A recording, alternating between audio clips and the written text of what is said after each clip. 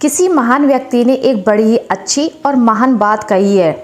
कर्मों से डरिए, ईश्वर से नहीं। ईश्वर माफ कर देता है, कर्म नहीं। तो चलिए इसी बात को हम लोग एक कहानी के माध्यम से समझते हैं।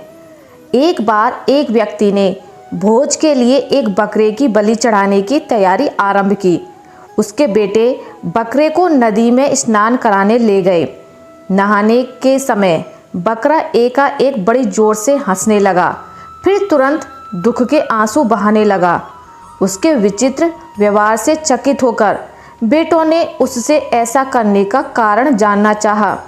तो बकरे ने कहा कि कारण वह उनके पिता के सामने ही बताएगा।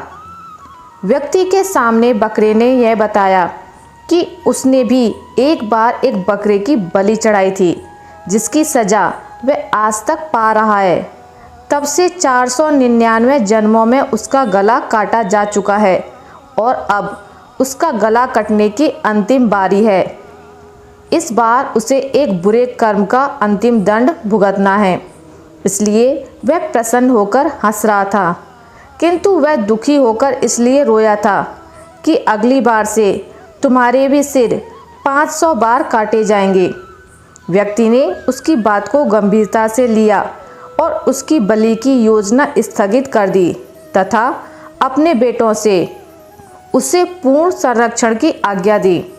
किंतु बकरे ने व्यक्ति से कहा कि ऐसा संभव नहीं है, क्योंकि कोई भी संरक्षण उसके कर्मों के पाप को नष्ट नहीं कर सकता। कोई भी प्राणी अपने कर्मों से मुक्त नहीं हो सकता।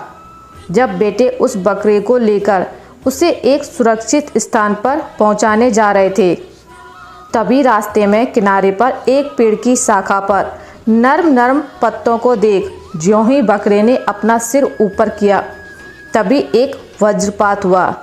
पेड़ के ऊपर पहाड़ी पर स्थित एक बड़े चट्टान के कई टुकड़े छिटके। एक बड़ा टुकड़ा उस बकरे के सिर पर इतनी जोर से आ लगा कि पलक झपकते ही उसका सिर धड़ से अलग हो गया। अगर आपको मेरी ये आज की कहानी अच्छी लगी है तो इसे लाइक करें और ज़्यादा से ज़्यादा शेयर करें। और हाँ, अगर आप मेरे चैनल पर ऐसी ही मोटिवेशनल स्टोरी सुनना चाहते हैं तो प्लीज़ मेरे चैनल को सब्सक्राइब करना ना भूलें। ध्यान रखें, हर सोमवार और शुक्रवार सुबह ठीक 9:30 बजे एक और नई कहानी के साथ आपसे मिलती हूँ। तब तक के लिए जय श्री कृष्णा।